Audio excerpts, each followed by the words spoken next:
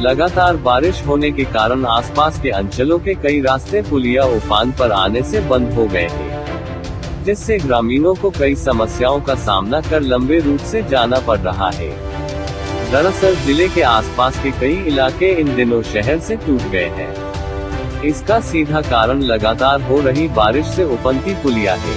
पुलिया पुर होने की वजह से बसें और बाइक सवार शहरी सीमा में प्रवेश करने के लिए दूसरा लंबा रास्ता तय कर रहे हैं, जिसमें भी उन्हें कई गड्ढों और मुसीबतों का सामना करना पड़ रहा है। वहीं दुर्घटनाओं का भी भय बना रहता है।